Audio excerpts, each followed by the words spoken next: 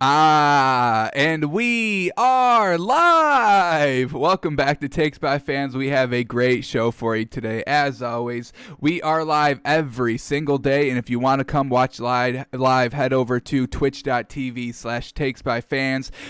If you want to watch but not live, head over to our YouTube channel. We post all of our episodes there daily and along with some shorter clips. So get a sense of the show, head over to YouTube. And then if you want to watch, we are on podcasting apps. Spotify is the big one right now, still working our ways into the other ones, but Spotify is the big one. So whether you want to watch or listen, we've got you covered. The main thing is we are live daily, folks. So find us. We are Takes by Fans. We are everywhere, folks.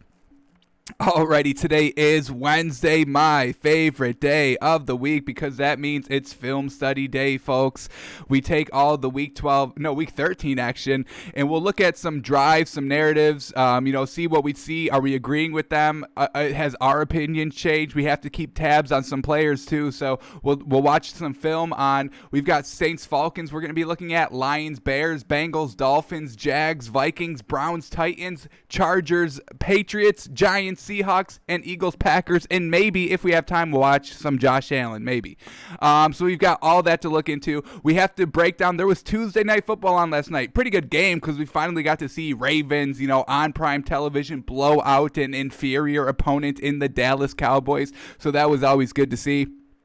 All those Ravens players coming off of that COVID, not being able to play in that Steelers game, and then we finally get to see kind of prime time peak Ravens, and it was a spectacle to watch, folks. Did you see how many rushing yards they had between like 4 people? That's what I'm saying, y'all. The rushing attack of the Baltimore Ravens is something real special. They've got some real good pieces there, some young pieces, some older pieces, and they're all still working together. So very well done by the Ravens getting the win. So we'll break down that game a little bit, but first, before we get into any of that, we have to cover some stories.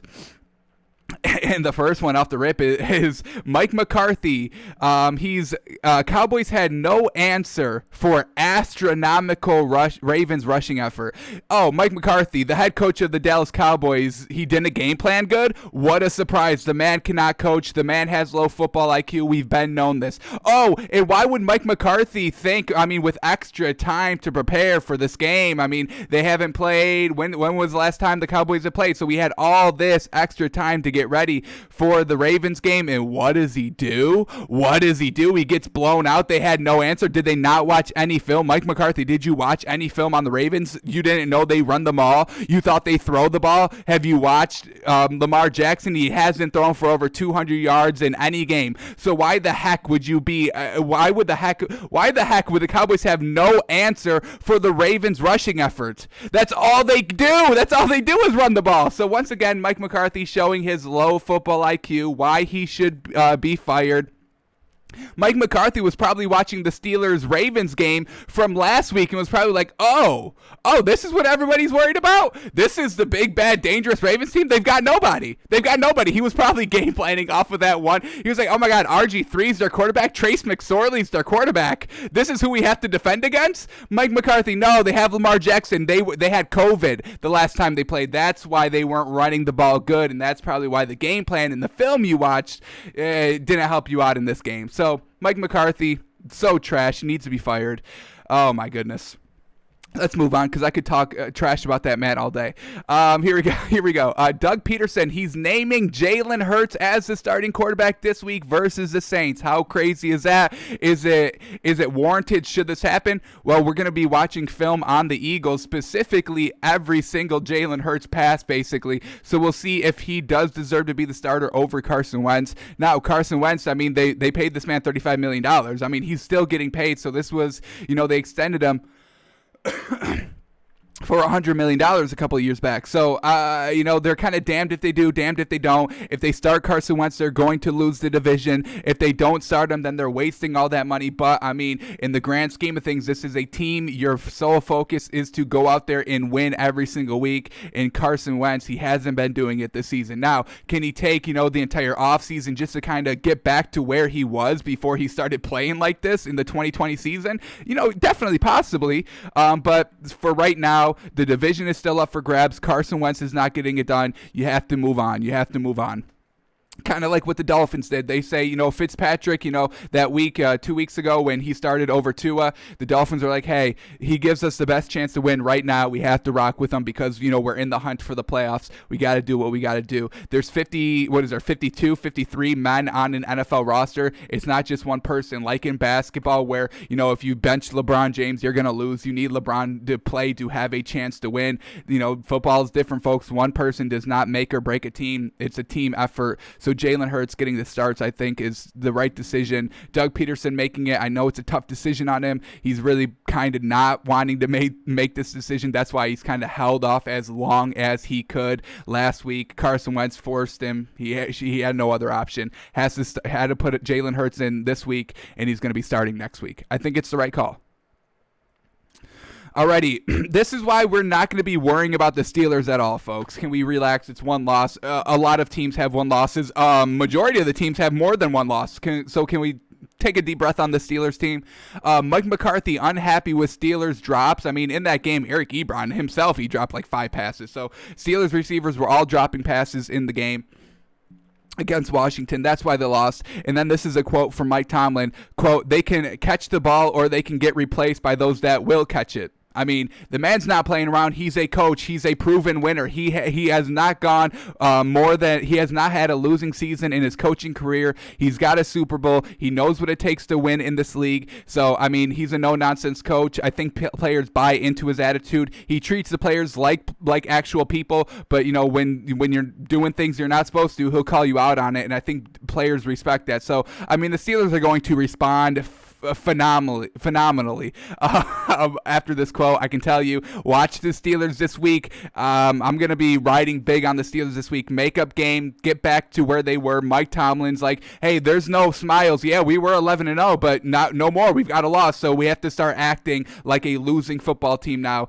and that's when Mike Tomlin gets angry. That's when Mike Tomlin pushes his players, so watch out for the Steelers this week, folks. This is a good quote by Mike Tomlin. He wanted to go undefeated. He didn't want to lose any game, and he's not making any excuses. He could have been out here and be like, yeah, we probably could have won the game, but, the receivers, they were just dropping balls. No, he's like, hey, if you're going to drop passes, then you're going to be out. We're 4 wide receivers deep. We can find more tight ends. We can find more players that want to be in the starting lineup, catching balls from a Super Bowl MVP, Hall of Fame quarterback. So next man up if we need them. So love the Steelers this week, folks. Alrighty, 2 more. Saints quarterback Drew Brees progressing well in his rehab for the lung puncture and fractured ribs. He's not going to practice today, but he is eligible to come off of IR right now. They could ramp him up Thursday to see how he feels, but a more realistic target to play has been week 15, so that's good. This is something that I encourage the Saints to do. Taysom Hill's looking very good. We're going to look at Taysom Hill again in our Wednesday film study today just to kind of make sure his arm is still good, everything is still going good. But from the last 2 weeks, he's been looking good. They're 3-0 with starting him. There's really no rush to bring Drew Brees back. Let this man get fully healthy like you did last season. Teddy Bridgewater 5-0, Taysom Hill 3-0 this season. So give this man some more games. As long as he's winning, there's no need to put Drew Brees back out on the field. They've got a two game lead over the Packers for the number 1 seed. That's fantastic. So if they beef one game with Taysom Hill, all right, now we put Drew Brees back in and we're still good to go. So I love that the Saints are taking it slow with Drew Brees. I think that's the perfect strategy for it. And, Taysom Hill, he's winning games. He's looking good. He's not just running. He's passing the ball and looking very good. Yes, his running attack is top notch, no doubt there. But his arm is, the thing that was kind of the big red flag, and he proved that he does have a good one. So I think the Saints are making the right decision here. All right, then our final story of the week. Daniel Jones is expected to play this week, bearing a setback. First step is today's light practice walkthrough. So Daniel Jones probably replacing Colt McCoy this week. And this wasn't a big injury for Daniel Jones, so I don't think they need to go and take it real slow like the Saints should be doing with Drew Brees. Daniel Jones, younger kid, he tried to even come back out there the first time he got injured, said he couldn't go. So this isn't a major injury, little hamstring tweak, but he should be good to go this week. And, I mean, the Giants really can't sit him for another week. Washington beating the Steelers. Now Washington is keeping pace for that first seed in the NFC East. So the Giants really can't take a game off, be like, all right, let's sit Daniel Jones for another week. Colt McCoy really hasn't been getting it done. Yeah, they beat Seattle, but the running attack was kind of the main factor, and the defense only allowing 12 points. So I don't really think Colt McCoy was too big of, why the Seahawks lost against the Giants and why the Giants beat the Seahawks. So Daniel Jones coming back, I think it's good. He should be fine. I don't think they're pushing him. If he isn't looking good to go, I think the Giants would make the decision to sit him one more week just to make sure. But Washington keeping pace in that lead in the NFC East, definitely testing Daniel Jones, maybe pushing him out there a little bit sooner. I don't think so, but possibly. But I'm excited to see Daniel Jones play. I mean, we haven't seen this man play in 2 weeks, and this man is very good. I love watching this man play. I love watching the Giants play, just really in general. I think what they're doing over there is fantastic. I think this rebuild is going quicker than anybody expected, and they're going to be top notch next season, absolutely, with Saquon Barkley back. So Daniel Jones pretty much playing this week. Alrighty, those are all the stories we had to cover. Get out of the way really quickly. So let's start talking about yesterday's game. Cowboys, Ravens, and man, this was peak Ravens, folks. 34 points, looking good. We'll start here with the Ravens. Lamar Jackson doing classic Lamar Jackson things. 12 of 17 for only 107 yards. 2 touchdowns. He did throw the pick. Let's see where this one came. Their first possession.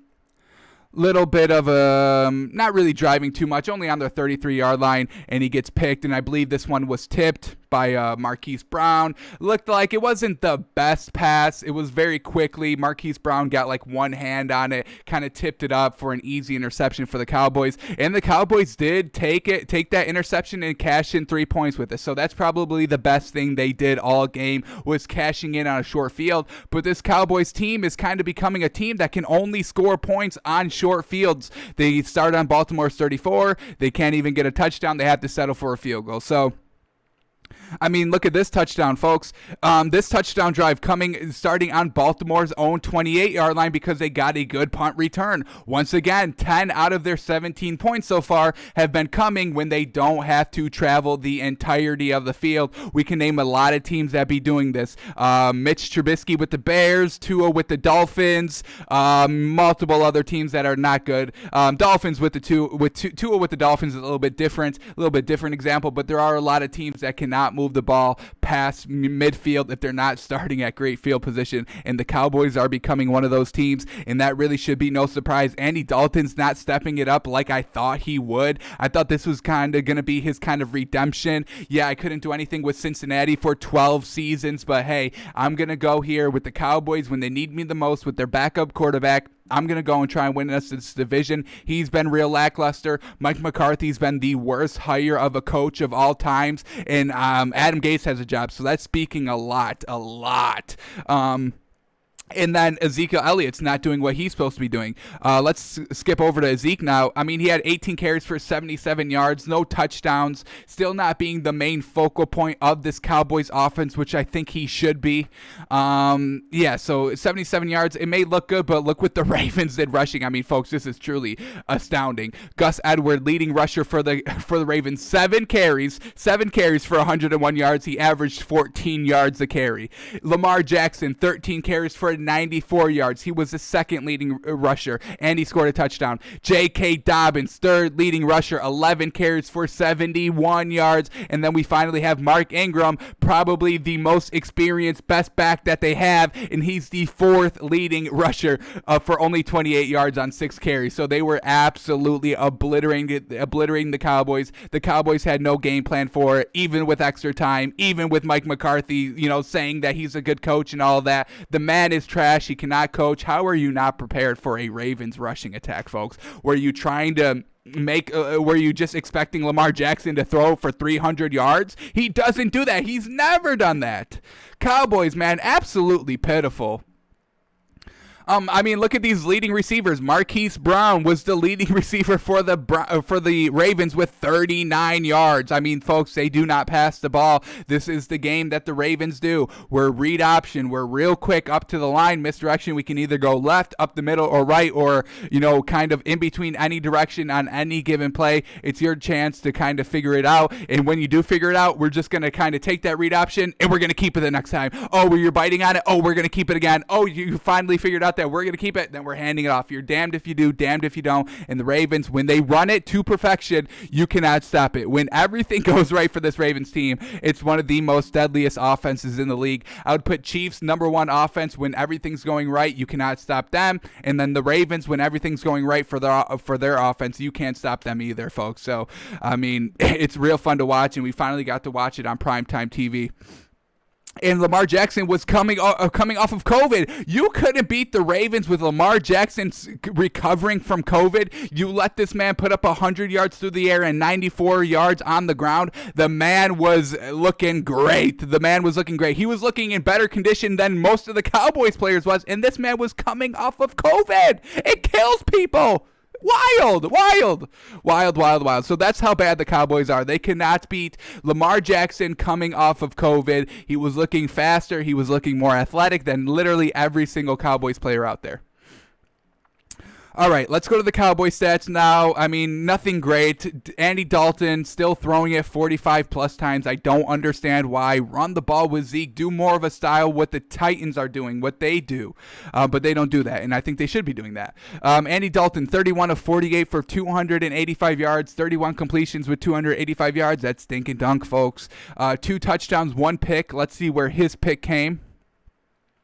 His pick came in the second quarter, not really driving either. And what do the Ravens do? They cash in with a touchdown, folks. They cash in the touchdown. 1 play, 38 yards. That's all they need. Cowboys, I mean, shit, they can't even score a touchdown on four plays on short field. Let's watch this play real quick from the Ravens.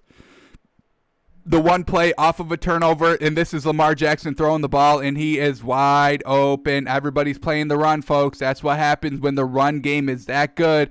Everybody plays it, and then you hit them with the play action, and it's wide open every time. That's why this Ravens offense is so unstoppable when everything is going right. Look at that, folks. Just slips out there. Everybody's playing zone. Everybody's expecting the run. Get beat by the pass. Very well done. Very well done. Alrighty, the Cowboys made this run really not competitive. Let's see where their final 7 points came from. Or hang on, we got to finish these stats real quick.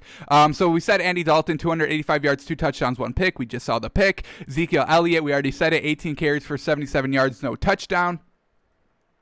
All right, then we got these receivers. Michael Gallup was the leading receiver for the Cowboys, 7 receptions for 86 yards and a touchdown. CeeDee Lamb, 46, and then we go down from there. So the passing attack, nothing too great. He was spreading the ball around pretty well. I mean, this is pretty impressive for Andy Dalton. I'll give him this. He has 5 receivers, 5 different receivers, all with 40-plus yards. So that's actually pretty good. I will give Andy Dalton that. Unfortunately, it didn't lead to any points. As we see, 10 points out of the 17 coming off of short fields. The field goal coming, starting on Baltimore's 34-yard line, and their touchdown starting on Baltimore's 28-yard line. So let's see where these final 7 points finally came from. Their last score came, really their last possession here. They're starting in the fourth quarter with 8 minutes left. They finally started on their 25-yard line, but at this point, they're down 27. They're down 27-10 with 8 minutes left. The game is over at this point, and finally the Ravens defense is just backing off a little bit. We'll let you have the underneath routes. We're not letting go anything deep go, and they have to go 12 plays, 72 yards, 4 minutes. I mean, that's a longer drive, folks. A lot of plays, a lot of short dink and dunk. Just try to hope something breaks, and it finally wore down the Ravens defense because they're not pressing too much. And what do the Ravens do out of straight disappointment? disrespect, and I absolutely love it. They're like, hey, hang on. You're trying to get back into this game. You still think this game is competitive? Then we're going to still be competitive. Ravens are like, hey, you just took 4 minutes off the clock to be down by 10. We're going to take 1 minute off or 2 minutes off the clock, half your time, and then double up your score to make it even look like you weren't even prepared for this game. And that's exactly what they do. So I love it. I love it. I love it. They missed last week. Absolutely play until the last whistle. Score as many touchdowns as you can. You have a week to make up for last week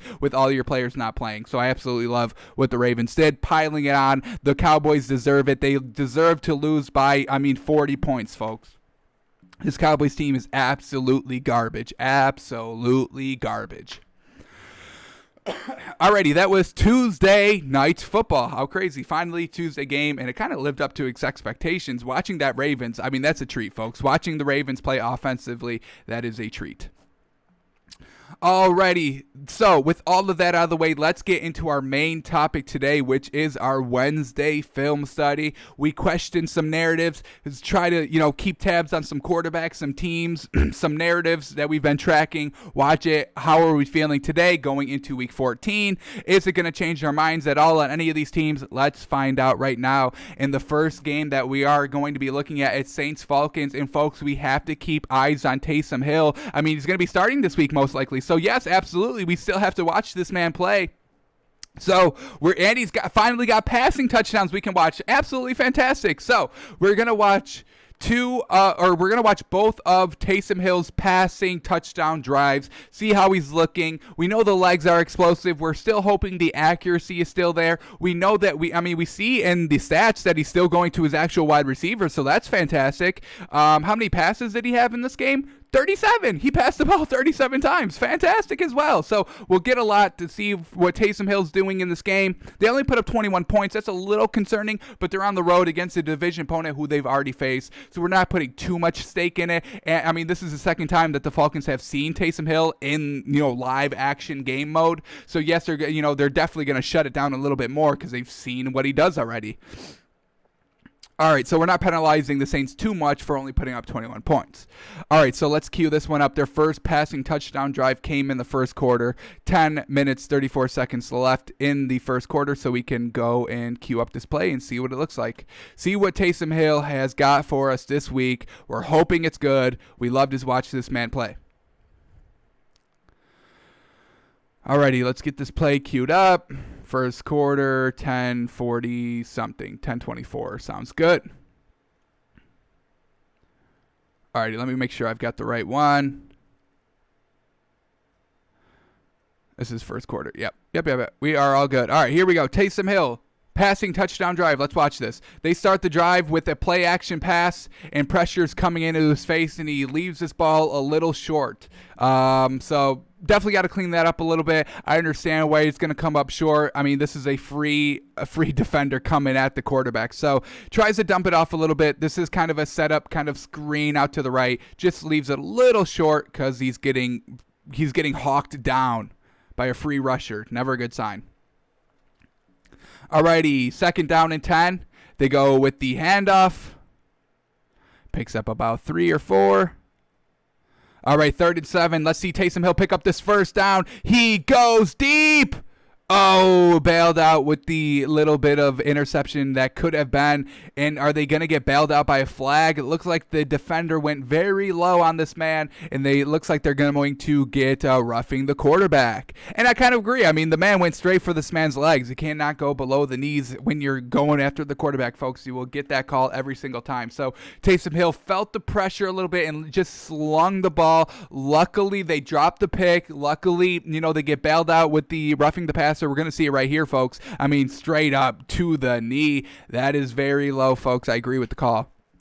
Can't go that low. But I don't like that Taysom Hill was just feeling the pressure and then slung it to where a receiver was not even anywhere close to. So I don't really like that. Is Taysom Hill getting too comfortable? I don't know. We'll see if this continues. All right, so they get bailed out by the penalty there. Not great. Don't want to see you get really bailed out on a touchdown drive, and then he just gets absolutely brought down. Look at this Atlanta defense stepping up. They just come right up the middle right there. Just absolutely beats the left guard. How embarrassing. How embarrassing. All right. Let's see how he responds. Now it's 2nd and 20. Taysom Hill is really having to work for this touchdown, I'll tell you. All right, nice, quick, easy pass there, and it picks up about, like almost 15. That was great. Go to Michael Thomas, absolutely. Going to his playmakers. You love to see it. That's why we're so big on Taysom Hill. Here we go. 3rd and 6. Slings it. Tight window. I mean, and he's still going to his wide open tight end, Jared Cook. Jared Cook on a crossing route. Tight ends on crossing routes. Take the shot. They should have, the positioning. You box out on basically crossing routes. Get in front of them, and just as soon as the ball gets there, you kind of box out a little bit. Fantastic work there. Alrighty, Taysom Hill still driving. Let's see what we got here. Touchdown should be coming any minute. It was a 7-play drive, I think. Here we go. Taysom Hill drops back. Rolls out to the right, and he sees daylight, folks. And look how fast this man is. Look how quick this man is, folks. It's truly something special. He beats this linebacker right to the edge. Beats him right to the edge. And then by beating him to the edge, he picks up another like 25 yards. Wow. I'm telling y'all, folks, he has the same likeness as Patrick Mahomes, Lamar Jackson, and Kyler Murray, folks. He's up there. He's up there.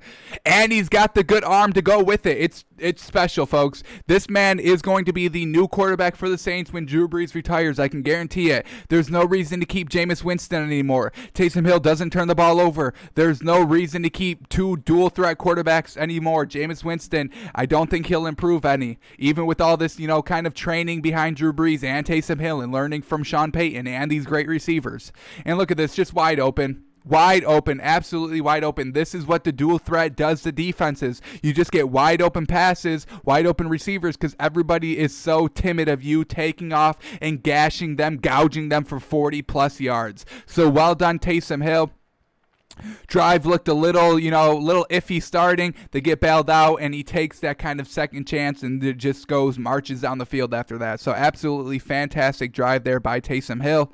Little bit of a bailout, which we don't like, but he makes up for it with the great run, the great passes, the tight throws, the Jared Cook on the slant. Here, the wide open pass doesn't even need to be accurate. Look how wide open this is. Look at the clean pocket, all the time to throw in the world, and puts it absolutely on the money. Even wide open, this man is still, using his mechanics. Didn't see him, didn't get bright-eyed and overthrows him like we kind of see Baker Mayfield do a little bit. So very well done by Taysom Hill. Great job by Taysom Hill. Alrighty, but that was only one touchdown drive of his, so let's see a second one. Another 7-play, 85-yard touchdown drive, kind of similar to what we just saw. This one coming in the second quarter, starting at 4:51. So we'll cue this one up, and then we'll move on to our next matchup. But we're still buying Taysom Hill 100%. All the Taysom Hill stock needs to be bought up right now, folks, right now. When did I say this one was? 4:51. That's what I thought. And we are right here, 4:51. Here we go. Saints up 7-6. Looking to, cap off another touchdown. And here we go, folks. Right off the rip, Alvin Kamara gouges for 30 yards. I mean, this is what's so great. They weren't using Alvin Kamara their first 2 wins with Taysom Hill. Go look at the stats. He barely had any rushing yards. He barely had any receiving yards. And now, finally, when everything's coming together, we're going to use Alvin Kamara and Taysom Hill. And now you just can't stop anything, folks. Gouge after gouge, big play after big play. It's hard to overcome these big plays, folks. They demoralize defenses. I mean, folks, just think when you play Madden and you give up a big play, now you're kind of rattling around. You're trying to get back to kind of, some certainty. You don't want to get up another one. You don't want to play too conservative, but you don't want to play overly aggressive because it burns you, folks. It truly burns you. Now just imagine that in real life. Times 10. Times 10. Here we go. Taysom Hill, they hand it off again. This is what's so good about the Saints team, folks. They don't just rely on the running backs. They just don't rely on the quarterback. Kind of like the Browns offense, multiple faceted. Kind of like the Titans offense, run, pass, run, pass. Love to see it here. All right, 2nd and 5, driving. Can we finally see Taysom Hill pass this time? Yes, we do. Let's see what he's got. Escapes the pressure, just finds a safety route. You love to see that as well, making the right throws. Oh, and there, what's this flag? Who's going to get bailed out here? Saints get bailed out or Falcons get punished. Drew Brees does not like the call, and it's coming back, folks. So unfortunately, that little dump off of Taysom Hill does not count. How unfortunate. So it looks to be holding. 2nd and 15 now. Taysom Hill backed up, but we know they score a touchdown, so they overcome penalties offensively. Absolutely great. So decent throw here, a little bit too much inside. You see, Emmanuel Sanders has to reach back inside a little bit, but he's so wide open that the inaccuracy of the ball doesn't really affect the play too much. Alrighty, 3rd and 8. Come on, Taysom Hill. Do they actually pick it up this time, or do they get bailed out again? I don't want to see another bailout, folks. We already saw it on the one drive. Don't want to see both of their touchdown drives kind of resulting in bailouts. So let's see what we get here. 3rd and 8 after the timeout. Taysom Hill delivers an absolute bullet over the middle of the field, folks. Fantastic. Does it all himself. That's Emmanuel Sanders, folks, going to his number one receiver, Michael Thomas, Emmanuel Sanders. I'm calling them number 1 and 1A. I'm calling them both 1. That's the message here. They're both fantastic receivers, and I think we're gonna have to replay this one ourselves because they're not gonna do it for us. So let's see this one more time. We'll slow it down. I mean, he steps up into the pocket. This man's confident. Look at this kind of 3-step drop, and I'm going to fling it over the middle. Gets the knife on it to go over the linebacker jumping and finds that soft spot in the zone and places it absolutely perfectly, folks. This is a beautiful pass. I mean, we have to watch this one more time. Watch this linebacker jump and try to tip it. He's this close of it. It's this linebacker right here. Very close, but hey, Taysom Hill put enough air under it to get it over him, and that's what we love to see. The accuracy, the precision that Taysom Hill throws this ball with is absolutely fantastic, folks. Truly. Alrighty, here we go. After the 2-minute warning now, Taysom Hill, let's cap this off, baby. Let's see what we get. Oh, little read option. And he gets about 6-7 yards. Well done, Taysom Hill. Oh, my goodness. If this team starts to run the read option like they do up in Baltimore, oh, my God. Oh, my goodness. Could you imagine? They'd be putting up like 50 points every game. You would not be able to stop it. With these receivers along with the read option, woof, that'd be something serious. Plus, they have Latavius Murray and Alvin Kamara, so they can definitely do it. They've got multiple running backs. They've got the quarterback to do it with. Here it is, kind of another read option. The jet sweep is fake, but it's a quarterback keeper. Getting a little too cute here. Try to do a back-to-back plays. Falcons sniff it out, and they get nothing. Alrighty, 3rd and 3. I think this is what we're going to get, folks. This is a 7-play drive. We're getting up there. This could be the 7th play. Let's see what we get. 3rd and 3. Taysom Hill. Let's see this strike to the end zone, baby. Let's see another touchdown pass. Let's see what we get. Drops back. Stops up in the pocket. Oh, yes. These are going to be completions the way that this man steps up in the pocket. Look at the confidence on these kind of like 3-step drops. 1, 2, step up in the pocket and fling it over the middle. It's confidence, folks. When he steps up in the pocket like that, it's going to be a completion. Puts it right on the money. Once again, going to Jared Cook in the end zone. Fantastic. He's got the size. He's got the width. He's got the weight to box out anybody. And they draw this play up to perfection. And we'll get a great look at it right here on this replay. So Jared Cook just going to go run a post route, just kind of sit in that soft zone. Wide open. Well done. And Taysom Hill knows it, and he recognizes it, and that's why we love it, folks. Taysom Hill, he's still endorsed by us. We love Taysom Hill 100%, and whoever the Saints are facing this week, doesn't even matter. We'll take them. We're going to take them. Our early pick of the week, I haven't even looked at the lines. I don't even really know the matchups this week either. So I'm taking the Saints against whoever. We'll swallow whatever points. We'll take whatever points. Saints all day this week. That's all we needed to see. Taysom Hill being good, folks. Alrighty, let's go to some bad quarterback play here. Lions, Bears, and we have to watch Mitch Trubisky crumble and throw away millions of dollars on a potential contract he will never get anymore. How unfortunate.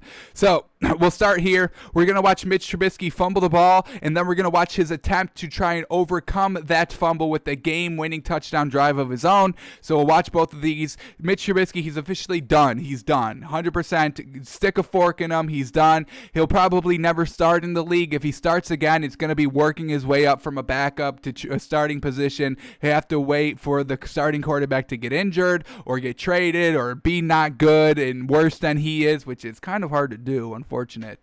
So we'll start here. We'll watch this fumble drive. Mitch Trubisky, man, he had this game, and he blew it. He blew it himself. I don't want to hear, this was Mitch Trubisky's best game, and they put up 30 points. I don't care. It was against the Lions, who just fired their head coach, and then Mitch Trubisky beefs it in the fourth quarter with like 3 minutes left. Come on. This is all on him. Don't want to hear it anymore. Stop making excuses for players that don't deserve excuses to be made for. If you're not winning, if you're not consistently competing at a high level, I'm sorry. Like, this isn't a knock on any player in particular, but this just goes to overall. If you're not winning games, this is what the job is. Professional athlete competing at the highest level, and if you cannot win games at the highest level, it's unfortunate. Then you don't belong there. And I'm sorry, I don't want to bash any players. I don't want to knock anybody. Everybody's grinding. Everybody's getting money. I understand, but at the end of the day, winning is all that matters, and Mitch Trubisky can't do it, folks. Taysom Hill can do it. Taysom Hill's winning. Taysom Hill's a winner. I'd take Taysom Hill over Mitch Trubisky any day. I don't think that's an argument, but I'm saying it. So let's get these plays queued up. 2 minutes, 13 seconds left in the fourth quarter, it looks like. Mitch Trubisky starts to fumble the ball. Not good, man. Not even playing a flawless game. Come on. Play a clean game from start to finish. Multiple touchdowns, good amount of yards, no turnovers. Let's see that, Mitch. So here we go. Let's set up the scene real quick. 1st and 10, Lions have all 3 timeouts. So expect the Bears to run the ball a lot. I mean, this is just, what you would do in this situation. Bears run the ball probably on 3 straight downs, make the Lions eat up those timeouts. Hopefully you pick up the first. You pick up one first, the game's pretty much over. So let's see what the Bears do here. Bears are up 30-27 with 2 minutes and 13 seconds left on the clock. As I said, Lions have all 3 of their timeouts. Bears are starting at their own 11. So deep in their own territory. So the first play is a run, and it picks up about 3. Fantastic. That's what you're looking for. Pick up 3, and then you just need a 4 on that last run, and you win the game. So here we go. 2nd and 7. What do they do here? 2-minute warning just happened. Lions still have all 3 of their timeouts. Mitch Trubisky goes back to pass. Oh my goodness. He didn't fumble on this play. He takes off with it. And it's a good decision. Takes off with it, secures the ball, runs up the middle, and picks up about 3 yards again. So it's like 3rd and 2 now. It's 3rd and short. Lions use a timeout. All right, here we go. Lions take a timeout. Now it's 3rd and 4. Bears need 4 yards. What do they do here? Mitch Trubisky goes back to pass. They're trying to win the game now, but what happens? He's careless with the ball, folks. What the heck is this? Doesn't feel the pressure coming on his blind side. Man just gets beat and strips the ball out of Mitch Trubisky's hands, folks. I mean, this is 100% on him. Not having pocket awareness. I mean, this should be said 1,000 times. Do not turn the ball over. Do not throw an interception. Do not fumble the ball. Go down. Just take the sack if you need to. Make them force that timeout, but don't you dare turn over the ball here in this situation. And what does Mitch Trubisky do? He turns over the ball. We'll get a great look at it here. Careless with the ball. Not feeling the pressure, does the one thing you're not supposed to do on this play. I don't care what you do. Throw it away if you have to. If that happens, we'll live with it, but at least we get to punt it away.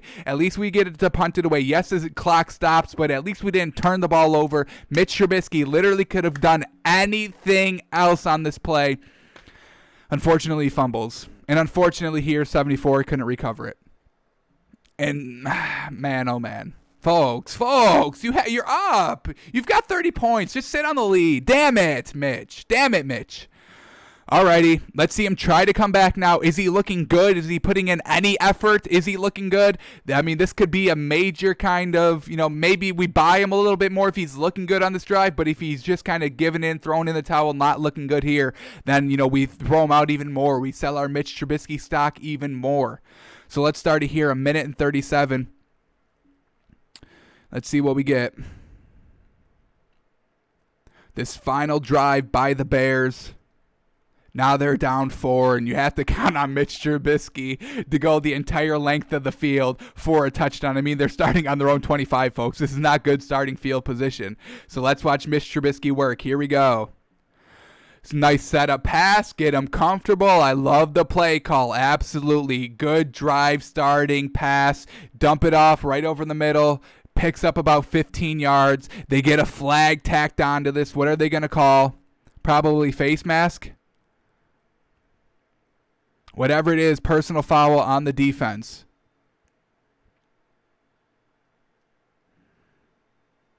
Wish I had the sound on. I don't really know what they called there. Yeah, face mask. About a face mask. That's what I kind of saw live. All right, so here we go. 1st and 10. Now they're in great field position. Look at this. Mitch Trubisky across midfield. Absolutely. Gets on the run.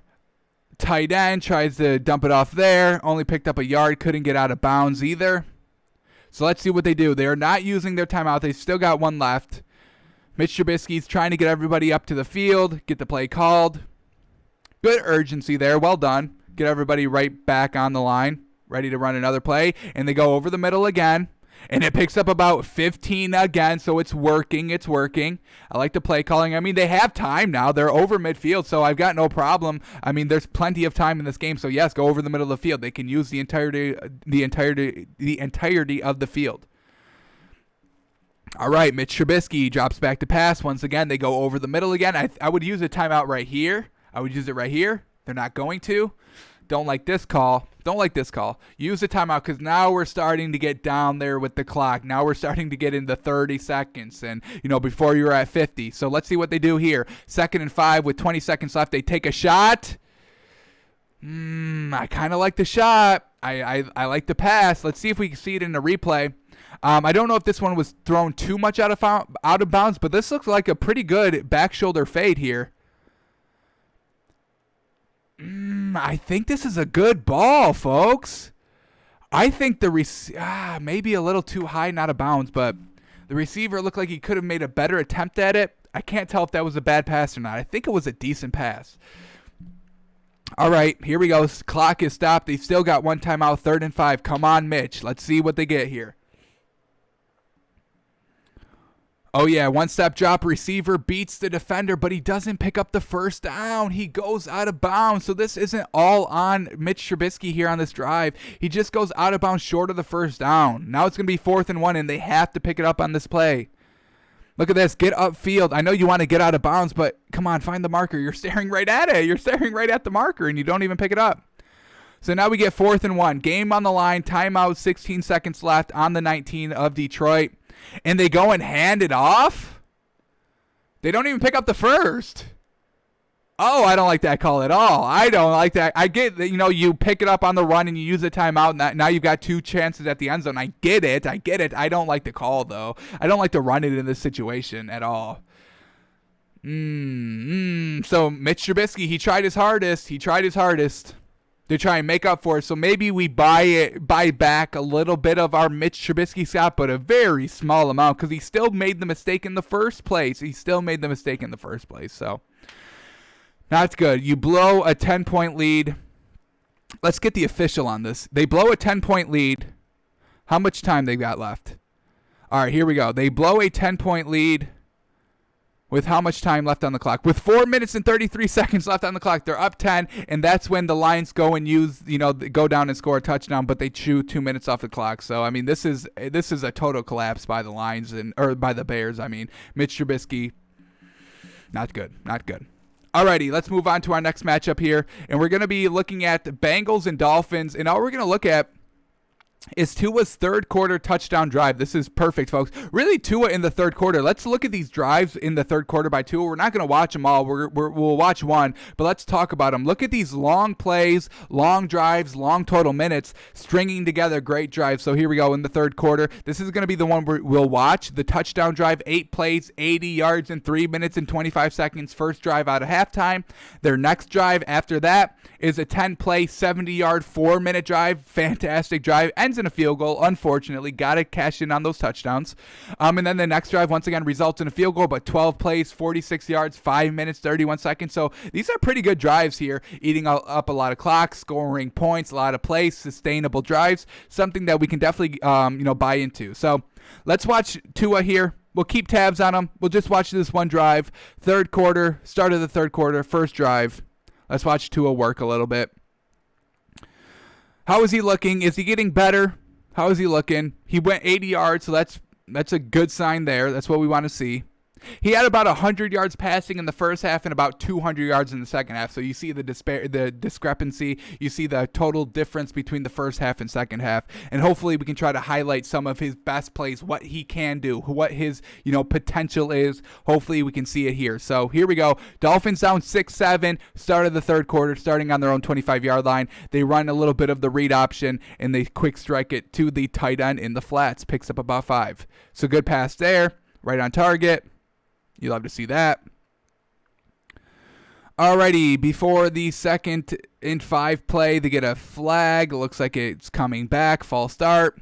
So now it's 2nd and 10. Tua. Oh my. Yo, look at this pass, folks. This is a great ball. Let's see if we get a better look on the replay here. But this is a very tight window that he forces the ball into, and that's what we know Tua can do. He's got great accuracy, and he's got great precision with the ball. I mean, folks, look at this. I think we actually get a better look here. We'll slow it down here. Look at how tight of a window he fits that ball into. Very, very tight. Love it. Love it. Great throw there. And it picks up about 15, so absolutely fantastic. Picks up the first, picks up more. Alrighty, next play after the first down pickup. Let's see what we get. A little bit of a handoff, and it picks up about 1. All right, running attack is not there so far. 2nd and 9, Tua drop back. Oh, yeah, great pass again going to Devontae Parker. Very well done. Another tougher throw here. Look at this one. Nice little zone here. Fits it right into this window. Not as tight as the other one, but still a pretty, tighter window to put the ball into. And he does it to perfection, folks. The accuracy of Tua, that's his strength. That's his strength, truthfully. Alrighty, here we go. And he's throwing the ball down the field, not dinking and dunking. Another green flag for Tua. Here we go. They run the ball again. Nice healthy mix of pass and run. That's what you have. You got to be balanced in this league, folks. Unless you're the Ravens. Then you don't. And you still win, so. There's always exceptions to the rule, and the Ravens are that exception to the rule. Here we go. Empty backfield on 2nd and 7. Tua buys time in the pocket, escapes, and then throws on the run, and beautifully done. Beautifully done. Look at this man rolling to the left, buys time, feels the pocket collapse, gets out of the pocket, buys time. Look at this man throw on the run. An absolute dart, an absolute dime on the money, on the run. Fantastic work. All right, let's see this man cap it off in the end zone. Hopefully we get a passing touchdown. Let's see what we get here. You see Tua in the, this is his go-to move, folks, the goal line fade. They run it all the time. Whenever they are within really kind of 10 yards inward, they'll run this goal line fade. If they have a one-on-one matchup with literally anybody, Tua's going to throw this one, and he always places it in the perfect positions. Let's watch this one. High and away, right over the corner. You saw the corner jump forward and couldn't even get a fingertip on it. This was kind of broken up, I think, by Devontae Parker. I think it kind of hit his hand weird and kind of flown off. Maybe the defender did get a hand on it, but it's tipped away. There's no chance at an interception. Really only chance at Devontae Parker catching it or an incomplete pass, and that's why Tua throws these. That's why they trust Tua so much to throw these back shoulder fades. I mean, folks, we can do it. Once again, here it is, the one-on-one matchup. Not even a back shoulder fade. This is just kind of one-on-one matchup. Tua throws it perfectly, folks. That's why they do it consistently. If you watch a Dolphins game, watching the entirety of one Dolphins game, anytime we're in the red zone, that's all we kind of do. 4 straight plays of back shoulder fade, back shoulder fade, back shoulder fade, back shoulder fade. If we make it, we got 7. If we don't, unfortunate, but we give our receivers a chance. We make our quarterback make that pass, and he makes it every single time, folks. It's truly great where he places this ball high and away. If it gets incomplete, that's fine, but it's not getting picked. It's not getting tipped for a turnover. Places it perfectly. Beautifully done. Alrighty, so that's all we wanted to do on this one. Just kind of keep tabs on Tua a little bit. We'll talk about the goal line fade that we just did. So great. We talked about everything there. I did want to mention that goal line fade, and it's perfect that it was, lined up perfectly with our highlight package. So well done by us. Well done. All right, we can move off that now. Let's go to Jags and Vikings. And, folks, we are too invested on Mike Glennon, so we have to keep tabs on this man. We did our investigative pick on him. We loved him. We took the 10. Plus 10, they lose by 3, fantastic. But now we have to kind of keep tabs on him again because I think they're going to be playing. He's going to be starting pretty much for the rest of the season, folks. So Mike Glennon, he giveth, and Mike Glennon taketh away, and that's what we're going to look at here.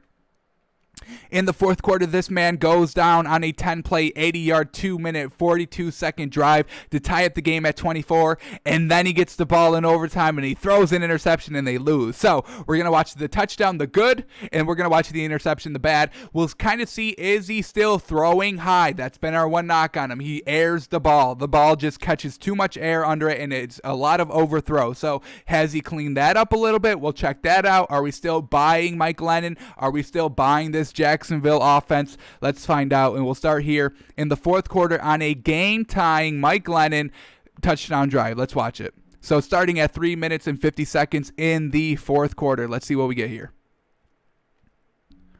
I want Mike Glennon to do good. I wanted him to win this game, truthfully. We buy into Mike Glennon. We buy Mike Glennon here on Takes by Fans, folks. Alrighty, I think I said 310, no? Did I say 350? I must have said 350. So let's go to 350 then. Here we go. Yeah, Jaguars down 16-24. 3 minutes and 50 seconds left starting on their own 25-yard line. Let's see what we get here. Mike Glennon drops back the pass. Strike over the middle for 5 yards. Yes, sir. Great drive starter. Absolutely. And now they're going up-tempo a little bit. Look at them push the pace. Love to see that as well. Nice. Felt the pressure coming, deliver the ball to his safety net, and the safety net picks up the first down. Fantastic. Stay cool, calm, collected in the pocket, and good things happen, and we see that with Mike Glennon. Cool as a cucumber. That should be his nickname, Cucumber Glennon. Cucumber Glennon. Cucumber Mike? You decide that. You decide that one. All right, here we go. Mike Glennon, once again, just dumps it off kind of wide open. Give what the defense takes, or take what the defense gives you.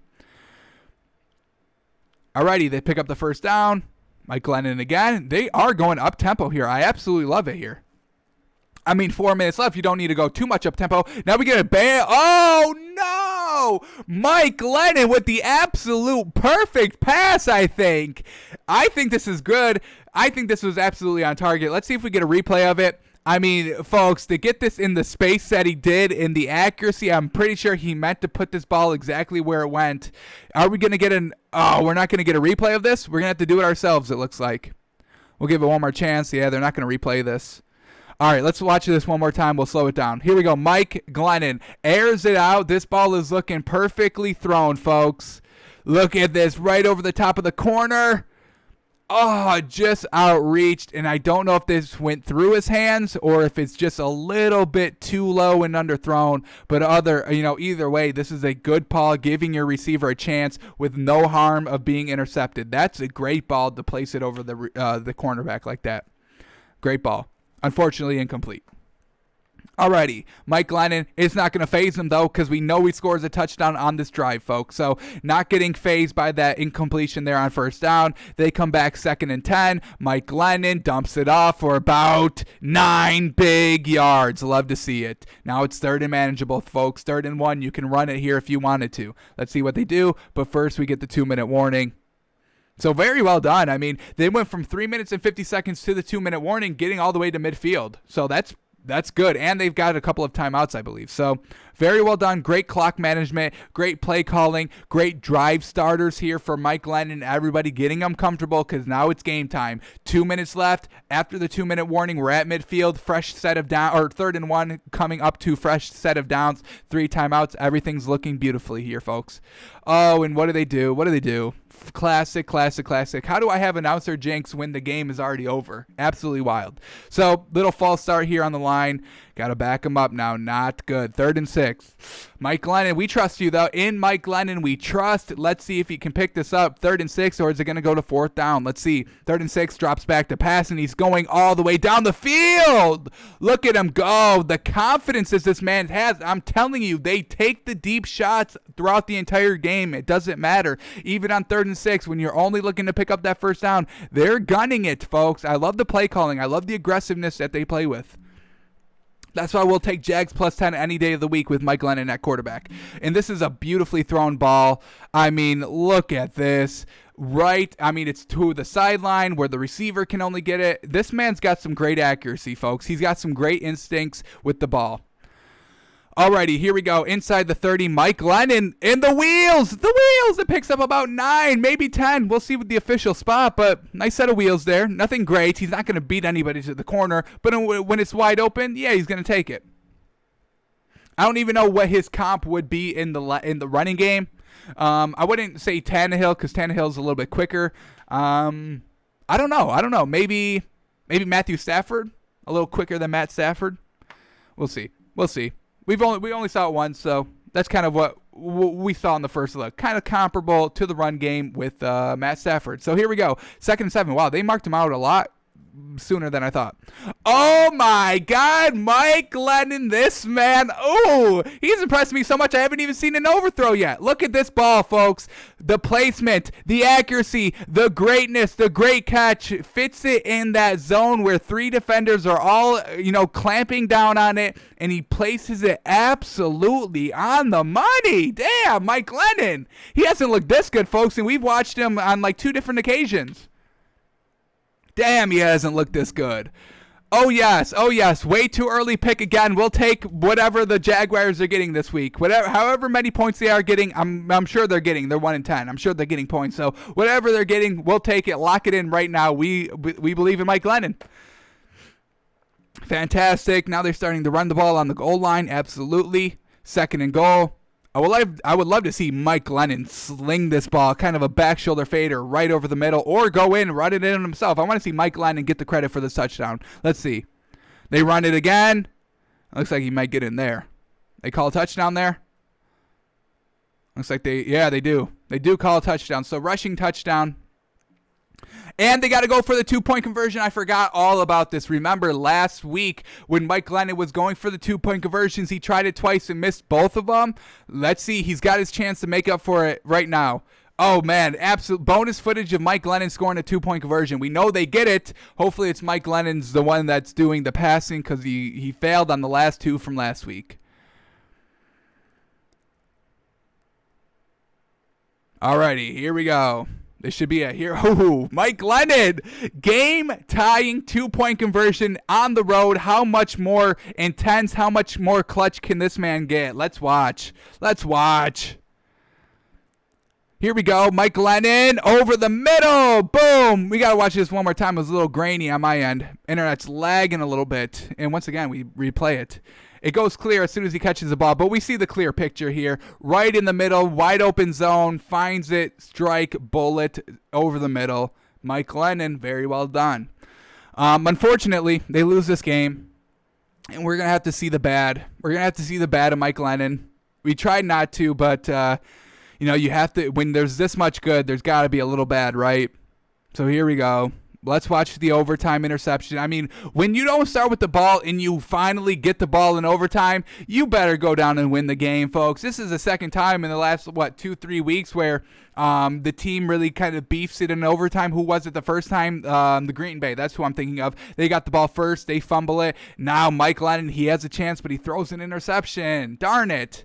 So let's see this. This is going to crush me. This is going to crush me watching Mike Glennon throw this pick. Hopefully it's not 100% his fault. I would like to see a nice little tip. Nice little tip up in the air. Just kind of hangs around a little bit. I don't want to see a bad read, and I don't want to see an overthrow. I think we do get the overthrow, though. Alrighty, here it is. This is a good ball. That's a good ball. That should have been caught. That's a tight throw. And he places it absolutely once again on the money. Money Mike Glennon. Instead of, what do we call him? Cucumber Mike? It's Money Mike Glennon. That's his nickname. Alrighty, here we go. 2nd and 10. Let's see what we get from Mike Glennon. Here we go. They hand it off. Picks up about 2. Now we get 3rd and 8. And did we watch this yesterday? I think we watched this yesterday on the show. This is an overthrow, I believe. To the left middle of the field. They try to air it out here on 3rd and 9. Kind of left toward the middle of the field. Overthrow pick. Not good. Damn it. Money Mike. Here it is. Goes over the middle. Little bit overthrown. Little bit too much inside. Ball gets away from him there. And it is truly unfortunate. Vikings go on and take this ball down. They march it down, and they settle for a game-winning field goal. So Mike Glennon giveth, and Mike Glennon taketh away. I mean, folks, that drive, that was fantastic. The 2-point conversion was fantastic.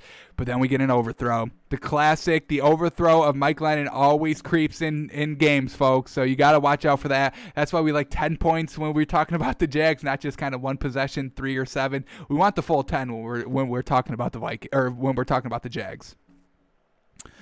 Alrighty, unfortunate, Mike Glennon. Maybe we're not buying him too much this week. Damn it, Mike. All right.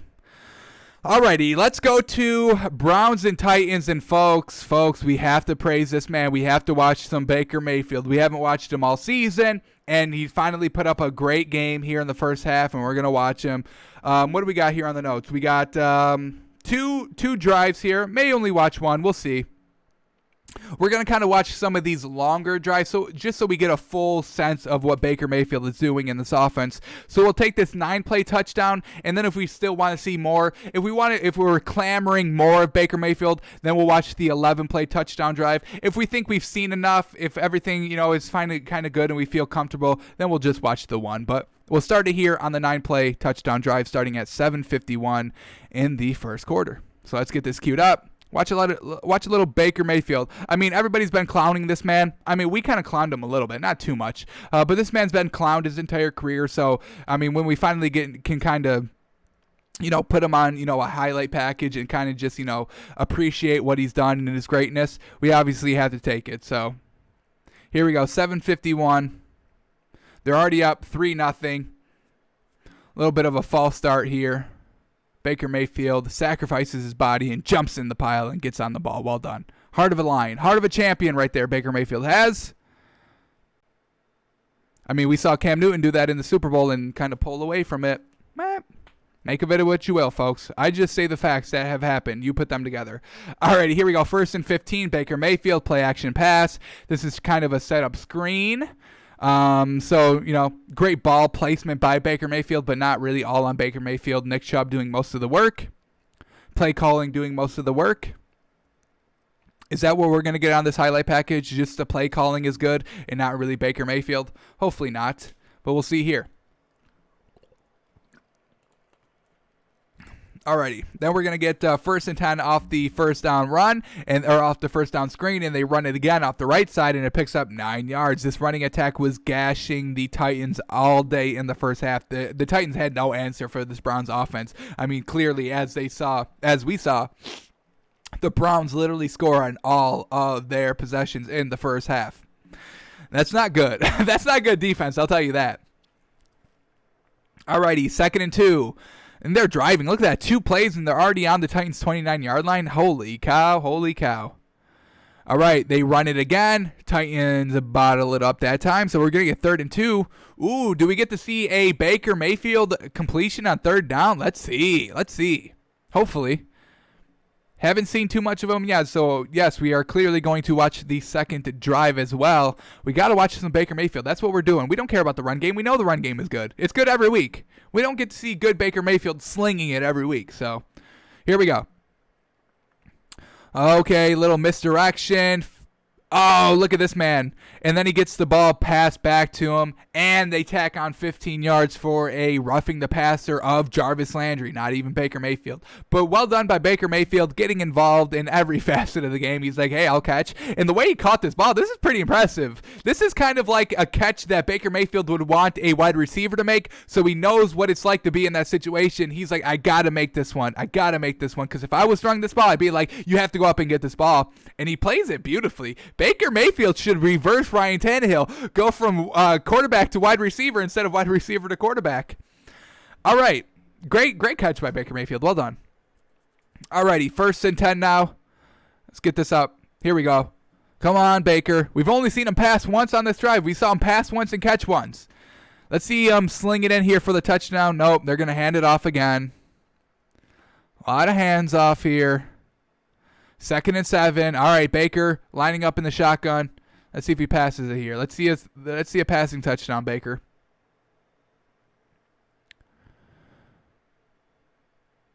Oh, incomplete. All right. Good kind of ball positioning here, low and away where only the receiver can go down and make the play. That's what we're big on here. That's what I want to see.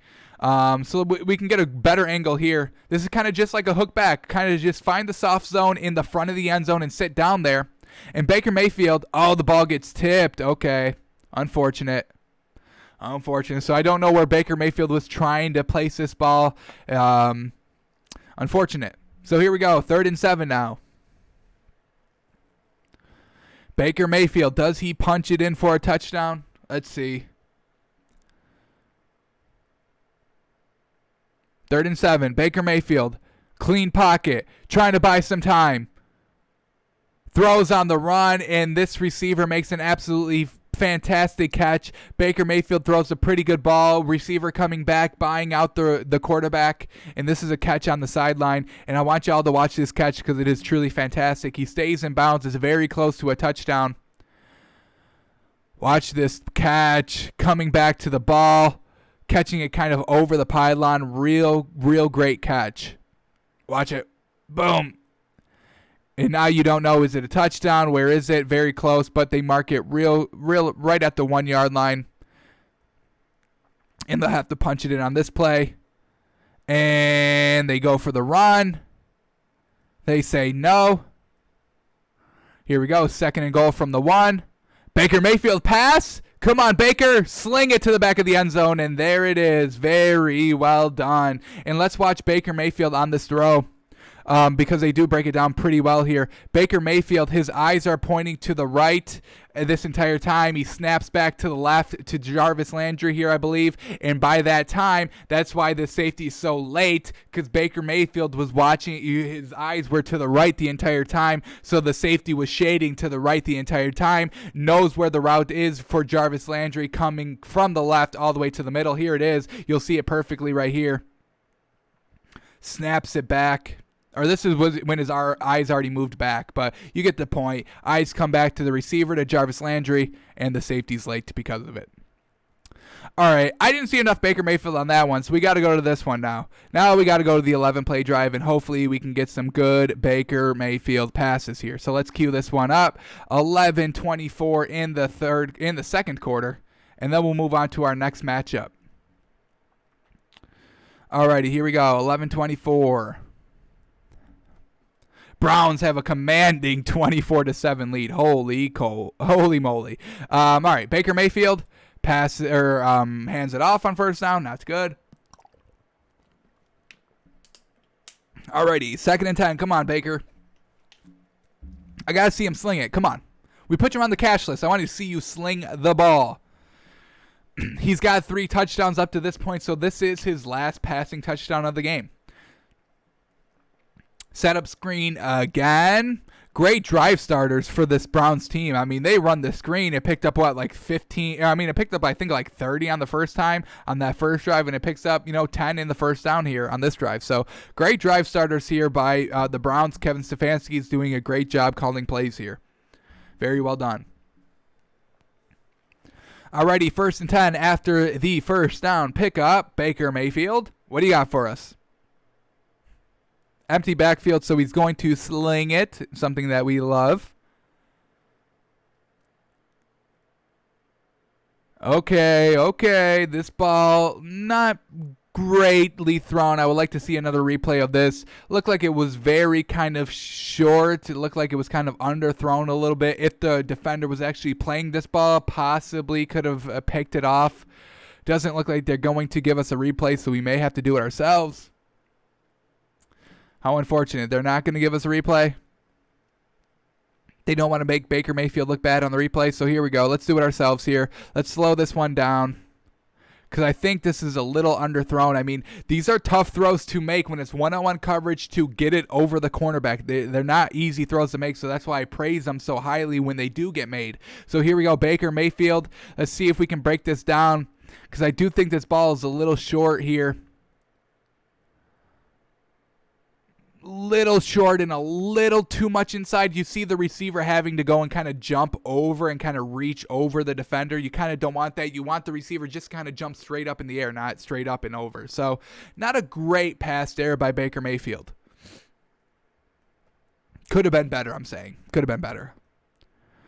Alrighty, here we go. Second down now.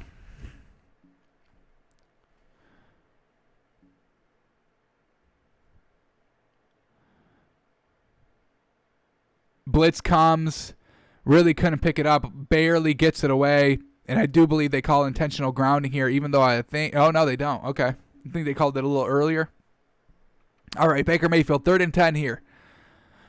Oh yeah, goes deep. Very well done. Very well done. Sees him wide open, delivers an absolute bullet there. I mean, just watch like how much velocity is on this ball. He just absolutely slings it there. So well done there. Wide open receiver, but he puts enough on the ball where it gets there before, any defender can get anywhere near the receiver. Oh no, they're going to call a penalty here. What do they call?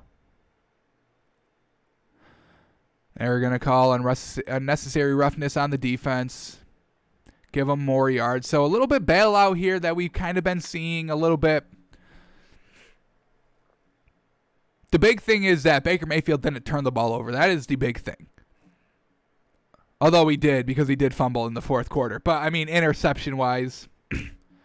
All right, just kind of dumps it off here. We're not kind of seeing as much as I wanted to see from Baker Mayfield. I think every other quarterback that we've watched so far has kind of shown me a little bit more. That's not great. That is not great. We may have to watch another one just to kind of see a nice deep ball by this man. Because I'm not seeing anything here. So may have to go off script on these notes a little bit. Now we get 3rd and 3. Mike Glennon was looking better. Mitch Trubisky was looking better? No. No. No. That was going too far. Here we go. Baker Mayfield picks it up with his legs. I want to see the arm. He's got 4 passing touchdowns. I want to see the arm. I want to see a deep throw. Deep route, sling, great ball placement, great accuracy. Do we get on this one? Play action pass. Go deep. 5 yards to the sideline. Picks up the first. Well done. Good throw. Holding on Tennessee. I mean, folks, look at all these penalties. Then they go to the run game. Can we see the passing touchdown now? Jeez. I mean, folks, we're not seeing anything here. I'm seeing it like a methodical drive. That's not what I want to see on these highlights. There it is. Finally a great throw. Higgins had, about a step and a half on the defender. And now finally Baker Mayfield puts enough on this one to get it over the corner. Lays it out in front. Fantastic work there by Baker Mayfield. Finally. Maybe that was enough. That will suffice. Maybe we'll come back to this, if we get through all these other ones, because we do have some more to get to. But very well done by the by Baker Mayfield. Some decent throws there. Nothing that made me go, wow. Nothing that made me go, wow. This last throw, that was good. That was a very good throw. Very good. But that's really it. Kind of a team win here. Defense, not letting Tennessee do anything. The run game was absolutely helping Baker Mayfield out 100%. But great play calls here. Kind of got bailed out a little bit on some penalties, some extra yards on those penalties. So overall, Baker Mayfield, stats maybe showed a little bit better. Maybe on these other drives he looked better, but on these long drives, he was just kind of doing what he does, and that makes sense. On long drives, more play or less yards for more plays. It makes sense, but we wanted to kind of see him, work in offense, and it's a lot of healthy mix of run and pass here in Cleveland, which is a good thing for Baker Mayfield. Alrighty, we were going to go to Patriots and Chargers, but we'll come back to that one if we have time. We're going to skip to Giants and Seahawks, and we're just going to kind of watch Colt McCoy a little bit. Even though that he's probably not going to be playing for the rest of the year, which is a good thing, still want to kind of watch this man play a little bit. So we'll have one drive queued up here. It's just going to be this interception drive. We'll watch the entire thing. How's Colt McCoy looking? And then it gets capped off with the interception, which is not good. But we'll just kind of see how he's looking here. And then we'll move on. Don't want to spend too much time on Colt McCoy since he's not going to be playing anymore. But we want to see what they're dealing with as a backup. So we'll start it here. 9 minutes and 11 seconds left in the first quarter. And then we'll move on to Eagles and Packers after this, which will probably be our last one. And we'll look at Jalen Hurts a little bit. Since he is going to be starting, we got to spend a little bit more time on him and not a lot of time on Colt McCoy. Alrighty, here we go. Giants down 3-0, starting at their own 25-yard line. Their second possession of the game. All right, nice little dink over the middle of the field. Pretty good accuracy. Placed it right on him. Very well done. Alrighty, 2nd and 2. They're going to run the ball, and why wouldn't you? Wayne Gallman had a fantastic day. So, yes, keep the running game going. Keep the running game alive. You're not trusting Colt McCoy to go and win you this game. I would not, and the Giants did not either. So, great play calling, great game plan. All right, so they run it on the next down, and it picks up 4. Let's see what we get with Colt McCoy. That's what we're trying to see here. Here we go. Play action pass. Nice. Wide open. Places it on the money so the receiver can pick up another, 4 yards after the catch. That's why accuracy matters. So you get the yards after the catch. So you break the tackle. Accuracy matters a ton, folks. Alrighty, here we go. They're going to run it again. Gets nothing. 2nd and 9, Colt McCoy, empty backfield. Here we go. Guaranteed pass. Defense is going to clamp up on this. Let's see how he can fit this throw in. Ooh, he gets brought down. All right. Couldn't escape the pressure. Unfortunate. Clammed up a little bit. Let's bring this one in the coach's film. There's probably nothing open since the defense really did get there quickly. But let's see if there was something open and he didn't throw it because he didn't feel confident. Maybe the pressure, definitely made him think twice about throwing this ball. So we'll see if any route is open here early where he could have gotten it off. So let's put this one in slow motion. We'll watch the snap. He's got 5 wide receivers to go to. Bunch formation on the left. And then doubles on the right. So here we go. Let's see. He does have to get rid of this ball quickly. So nothing open yet. No route has fully formed yet. So right here. He's got to make this. I mean, he's wide open all day, folks. Now the pressure is getting to him right at this second as this receiver is breaking open. So let's see what he does here. He eludes the first defender, but he doesn't come back left. So he's never looking left, never looking at this wide open receiver here. Kind of panicking a little bit as he's jumping up, trying to maneuver the pocket. And then by that time, he's brought down. So maybe he didn't know where his kind of check down was, but I think it was trying to be that kind of out route to the left. Doesn't see it there. Never saw it. Unfortunate. But there was an open pass there. There was a pass to be made, even though there was pressure bailing down on him. Now, I'm not saying it's an easy throw or an easy play to make. It's definitely hard. But this is what you want to see from a quarterback. If your backup quarterbacks can't do that, it's not great. So it's not like, this is a quarterback competition we're worrying about. Obviously not. I mean, Colt McCoy is not going to win the starting job over Daniel Jones. We're just saying that, Daniel Jones, Colt McCoy, not too reliable to go and win you the game by his arm if needed to be. Alrighty, then we get 3rd and 10 here. Let's see this play.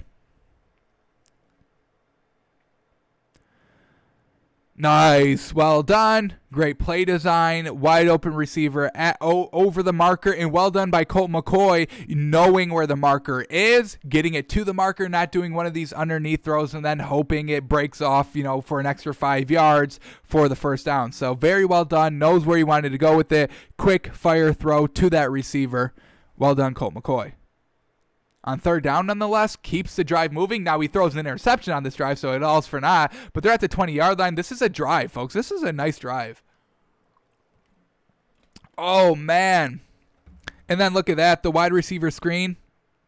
Am I on the same drive here? Yeah. Yeah. Okay. I didn't think they were this far down the field. So now a nice little wide receiver screen that gets him down to the 5-yard line, but it looks like it may be coming back a little bit. What are they going to call? Oh, offensive pass interference or holding, however they called it. Unfortunate. Good call. Unfortunate, though. So they back up a little bit, and is this the play that Colt McCoy throws the interception on? A mistake that backs him up a little bit? Let's see. Colt McCoy. Nope, goes back inside. Picks up about 12 yards. Well done. 2nd and 7 now, 11 yards officially. Colt McCoy. Oh, I don't want to see him throw the interception now. Ooh, he's doing good out here. He's doing good. 3rd and 7, nonetheless. 3rd and 8 off the bad run. Colt McCoy, don't do it. Change history. Hopefully history changes. Let's see what we get. Colt McCoy. Possibly could have been a delay of game 2. Oh, tipped and picked. Unfortunate. Damn. Very close to a delay of game 2. Just tries to rifle it in there. That's a good throw, but the defense is clashing in on the receiver kind of as the ball gets there. Maybe closes his hands a little bit sooner or gets kind of pushed into it, which forces the tip. So, I mean, Colt McCoy, this wasn't really him. He had a good drive here. That's a little promising here. If you're Colt McCoy, you got to just shake this one off. This one isn't on you, and this was a good drive. I mean, you get out of here with the win anyway, so well done. But he has to live with that interception, and it sucks because it wasn't his fault. How unfortunate.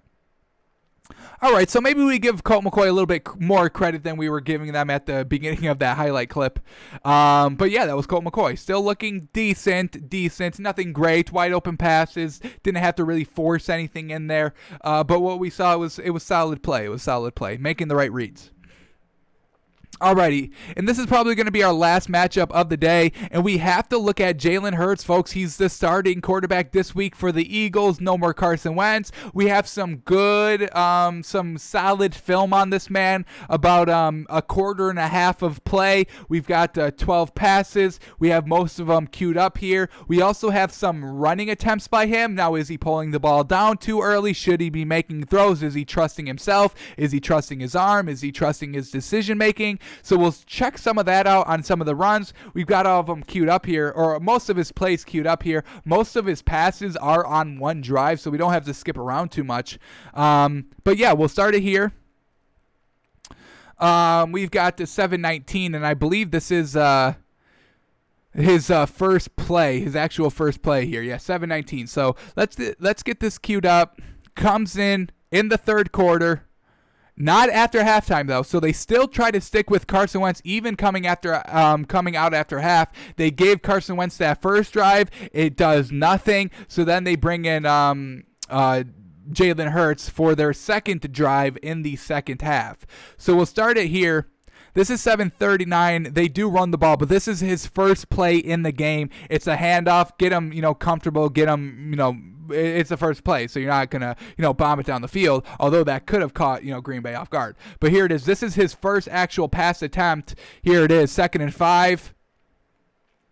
That looked to be maybe a setup screen to the right that he should have thrown this ball. Let's see. I mean, this handoff, and then everybody's kind of standing around. I don't know if he was supposed to throw that ball back to the right.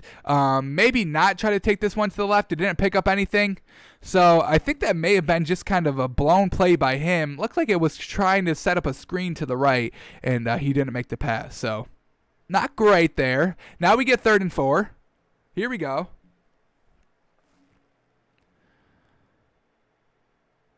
And wow, well done by the rookie. This is a beautiful ball, folks. Absolutely thrown to perfection. Notices he has the one-on-one matchup. There's no safety over the top, so I can just lay this one out as far as I want over the receiver for him to go and run over under it. The defender has no chance of making a play on this ball. That's a beautiful throw, folks. Holy cow. Carson Wentz isn't making that throw this season, at least.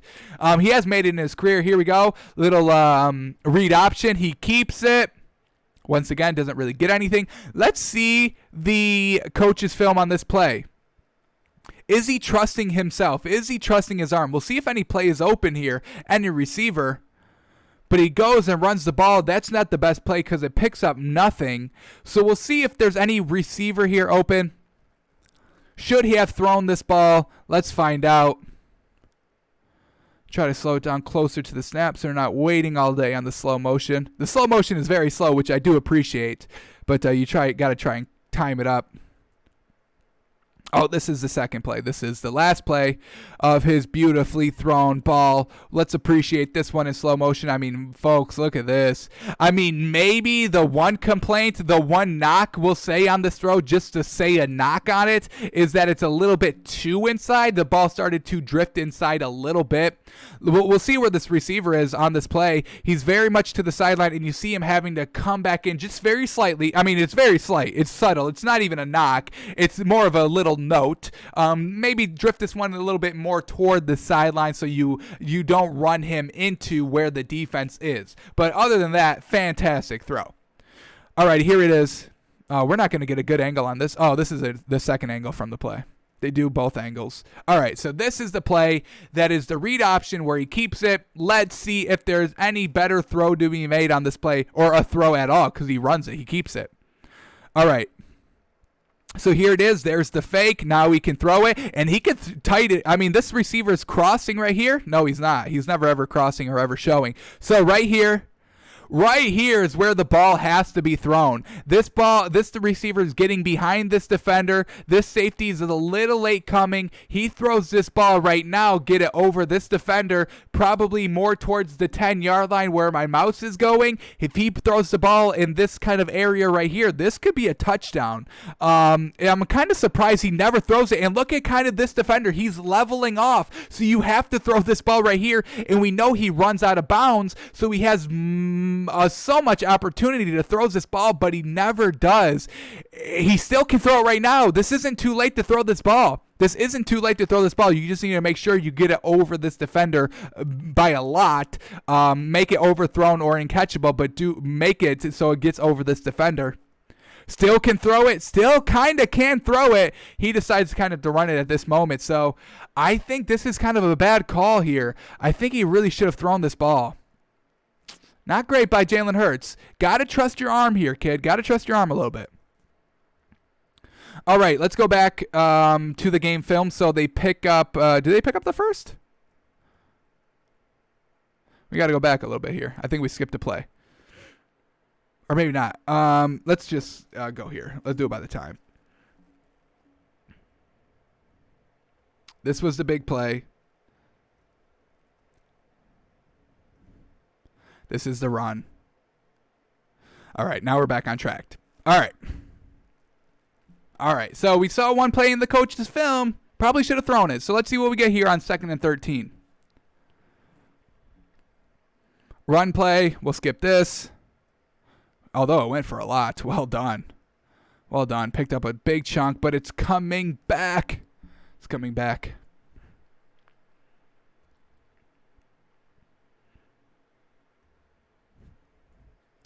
All right, 504 is his next pass attempt, so it should be this play right here. Here we go. Let's see what we get here. It's either a run or a scramble. I grouped them all together because I wanted to see if he was making decisions based on, what the defense was giving him, or just some bad decisions. Once again, he's going to run, and it really only picks up 3, so let's take this one in the coach's film. Let's watch this one. I get he can move the ball with his legs. That's not the knock, but I want to see him trust his arm. Is he trusting his arm or is he not? Because if you're not trusting your own arm, Doug Peterson's not going to trust your arm. The defense is not going to respect the arm and just kind of play up. So if you're not trusting your arm, nobody is. So, yeah, it's open, folks. This is open, but he pulls it down and decides to run. This is wide open. We'll slow it down here. So you're getting this receiver coming across the field. He's just going to sit in the soft zone. Folks, it's open right now. This is where you throw it. Throw it right now. He's still in the clean pocket. He's looking to the left and to the middle of the field. He's not looking out to the right. And you can throw it out to the right too. There's multiple people open on this route. This is probably the best throw to make right here to the boundary. This is another good throw right here, and he's becoming more and more open. Now it's really wide open. Now it's so wide open because this linebacker decides to pick this man up, and now it's wide open in the middle of the field. He doesn't decide to make the throw, and I get that the safety is playing that, but you throw it on the money, and the defender's not going to get there in time for the ball. So, yes, it's not going to pick up any yards after the catch, but you're still throwing it 15 yards down the field, and now he settles for a 3-yard pickup. I don't know, man. I don't know if this is the right call to make the switch. I think he's missing on a lot of these throws instead of just instead is pulling it down and running. This is why I wanted to incorporate some of these runs that he had, because now we can judge, is he making the right decisions? Step up in the pocket, deliver a good ball, and go from there. Don't try to just pick up 3 yards when it's 3rd and 22. All right, let's continue on here. When's his next pass? His next pass is into the 4th quarter. So let's see this drive stall here. What do they do on 3rd and 19? They run the ball. They don't pick it up, and they have to settle for a punt or a field goal, but they get rid of the ball regardless. So let's go to his next set of passes here. Coming now in the 4th quarter. 4th quarter with 11 minutes. So we'll start here now. Philadelphia still only has 3 points, not doing anything good. All right, here we go. Jalen Hurts back to pass, has the time, all the time in the world, and then decides to take off. Now, this one did pick up 11 yards, so still a decent play overall, but the way this man dropped back, I think that there could be a throw open. So let's see it. Let's watch the coach's film on this play. Is he making the right decisions by, hang on, we got to skip forward to play. When you go from coach's film to the broadcast film, it usually brings you back a play. Not always quite as synced as I'd like it to be. Unfortunate. But here we go right here. This is the play. He drops back to pass. All right, let's see if anything's open here. All right, now, okay, yes, this is when you run the ball. Nothing was open here. This was covered all day. This was never open at all, and this really isn't open at all anyway. So, yes, now he's making the right decision to tuck and run. I've got no problem with it here. This is fantastic, yes. Nothing was open on that play. 100% agree with the decision-making here on this play. Alrighty, is this the one we just saw? Steps up in the pocket. Yeah. All right. So that's a great call. Great run as well to pick up like 11. All right, let's see what we get on this play now. Does he throw the ball here? Once again, bailing out a little bit and decides to run. And he picks up 12 again. But just think about what the defense of Green Bay is playing here.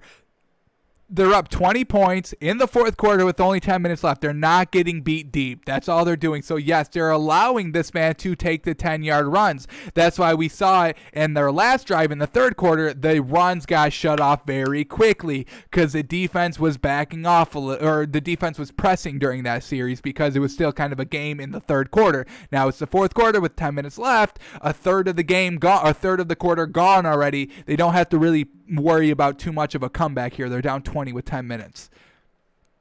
So, yes, they're allowing this man to run a little bit. So let's go in the coach's film on this play. Did he make the right call here? Let's find out. We'll see these routes. Is anybody open?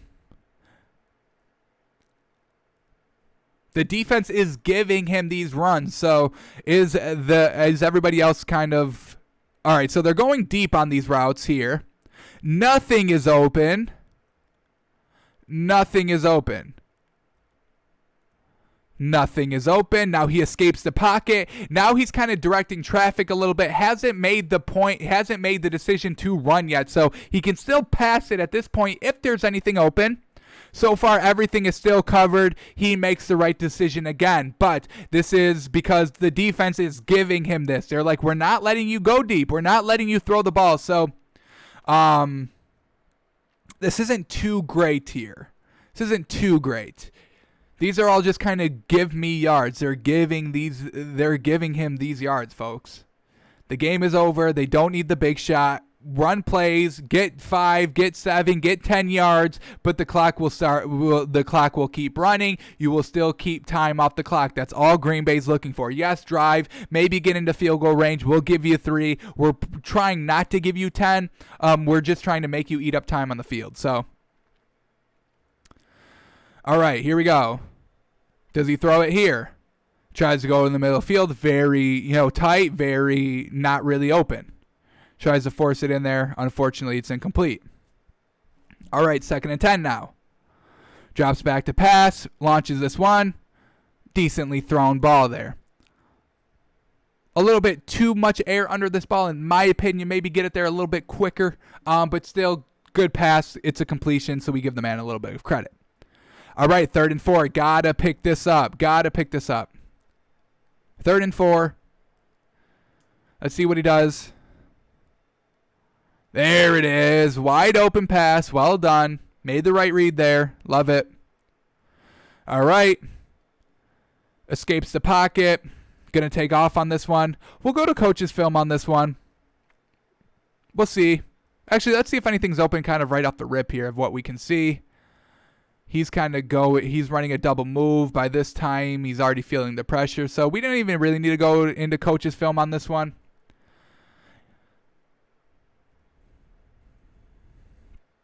All right, 2nd and 9. Only picks up 1 yard on the run.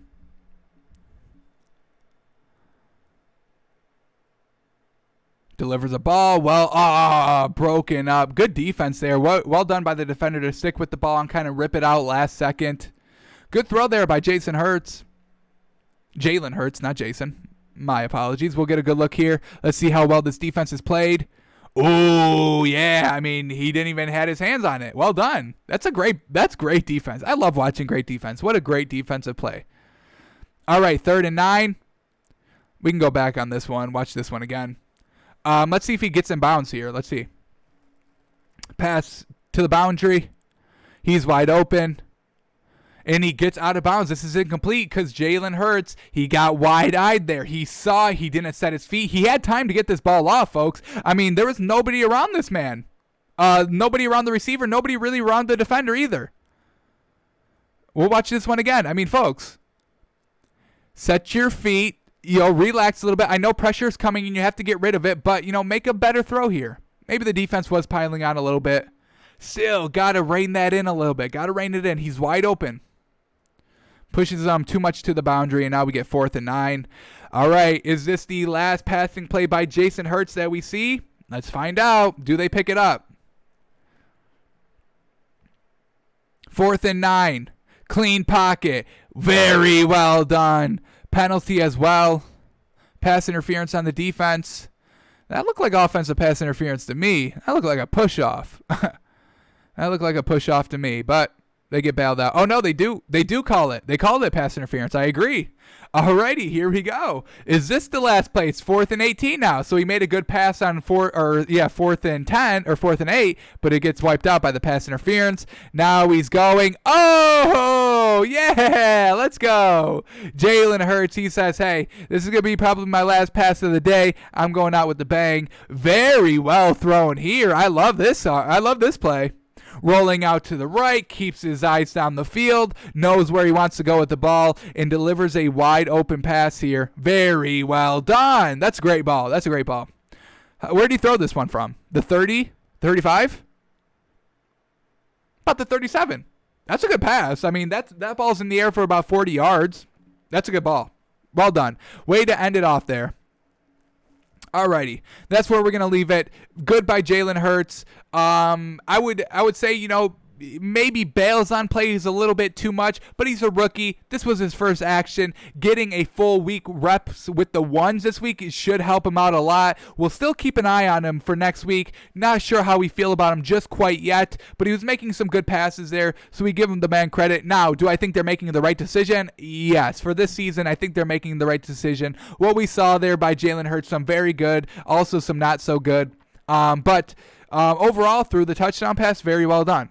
Now, did he have an interception? Should we watch that? Did we cover that yet? No, let's finish here with the interception. 1 minute and 56 seconds. This will be the last play. We'll close it out here. Got to watch the interception. How bad is it? Is it his fault 100%? Was it tipped? So let's see what we get here. Alrighty, we saw the touchdown pass. This is garbage time anyway. Maybe trying to still come back. They're down 14, 2 touchdowns. Okay, got hit as he was thrown. Okay, so he didn't make like a bad read or anything like this. This was him just trying to get the ball downfield a little bit more than what it was, but it gets his hand gets tipped, the ball gets tipped. It's unfortunate. We might be able to get a nice little replay here. Yeah, let's see. Was it just tipped? Yeah, his arm going forward didn't have enough on it. So yeah, we can kind of write out this interception. Not bad by him. Just arm going forward, couldn't complete the complete extension of the arm going forward. Hand gets hit, and the ball falls a lot shorter. So yeah, we're not blaming Jalen Hurts on that interception. So still decent by Jalen Hurts. Still very decent what we saw there. Alrighty, that is going to do it for us today. We'll be back tomorrow where we guess and react to the lines. And then we will give our moneymaker for Thursday Night Football tomorrow. So thanks for coming out. Thanks for watching. We will be back here tomorrow, noon Eastern, live, twitch.tv/takes5fans. Thanks for coming out. Thanks for watching.